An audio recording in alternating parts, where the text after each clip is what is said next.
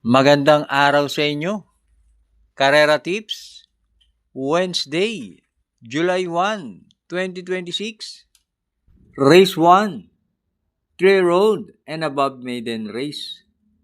Distance 1,200 meters na merong 7 entries. Start ito ng winner take all, races 1 to 7. Dito sa race 1, pampremera ko yung 3, Crucial, sakay ni AP Asuncion. Tingin ko siya ang babandera at maigsi lang ang distansya. At panigundo ko yung 7, Capital Assets, sakay ni JL Paano. Tingin ko mainam na kabayo to. May barrier to na 113.8. Kaya dito sa race 1, pampremera 3, Crucial. Panigundo 7, Capital Assets. Race 2, another maiden race na merong 7 entries. Start ito ng peak 6, races 2 to 7. Dito sa race 2, pampremera ko yung 5, Secret Monitor, sakay ni RC Simasio. Last run, 57 ang dala niyan. Ngayon, medyo gumaan. At meron yan 116 sa 1-2. At panigundo ko yung 3, Take It All, sakay ni KB Abobo. Last run, 117 lang ang ginawa niyan sa 1-2. Pero hindi naman masyado ginalawan. Dito, pag inilaban yan, tingin ko malaki rin ang panalo niyan. Kaya dito sa race 2, pampremera 5, Secret Monitor. Panigundo 3, Take It All.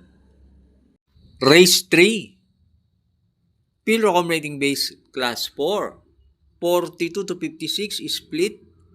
Distance 1,200 meters na merong 9 entries but 8 in betting option. Start ito ng peak 5, races 3 to 7. Itong race 3, magandang karera to. Pampremera ko rito yung 3, Doña Patsy, sakay ni KB Abobo. Last run, di maganda tinakbo niyan. Gumawa lang yan ng 115.2. Pero dito sa karerang to, pag nakabandera yan, tingin ko malaki panalo niyan. Dating gumawa yan ng 112.8. At panigundo ko yung entry number 7, Charm Boy, sakay ni John Paul Eguse. Last run, mabigat lang ang nalabanan yan.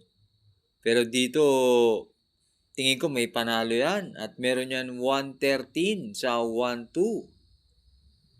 At pantersero ko, sasama kayong 6, Grand Laughter, sakay ni AP Asuncion. Last run naman, napang-apat yan. Nung manalo si Zubris. Kaya dito sa race 3, pampremera 3, Doña Patsy. Panigundo 7, Charm Boy. Pantersero 6, Grand Laughter. Race 4, Pilrocom Rating Base Class 5, 17 to 41 split. Distance 1,200 meters na merong 6 entries.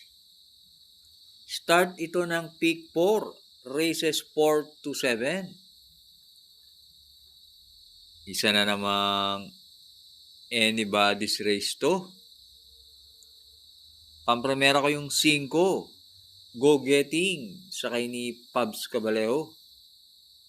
Angkop sa kanya ang distansyang 1-2. At nung manalo yan, ang tinalo niyan sina Alpha Miss at Ma'am Jen. At panigundo ko yung 2, Iris, sakay ni LC Lunar.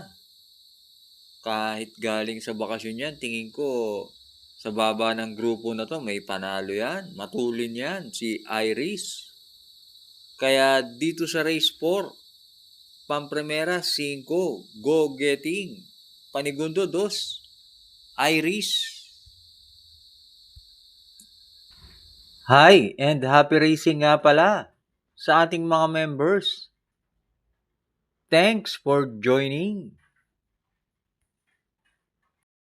Race 5 na tayo. Field Recommending Base Class 4. 42 to 56 split. Distance 1,200 meters na merong 7 entries.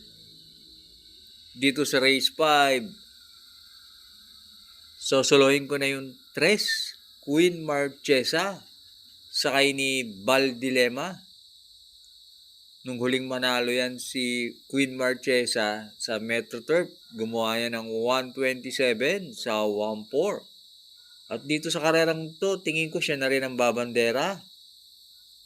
Kaya dito sa race 5, solo 3, Queen Marchesa. Last double na tayo, race 6. Field Recommending Base Class 5. 17 to 41 split.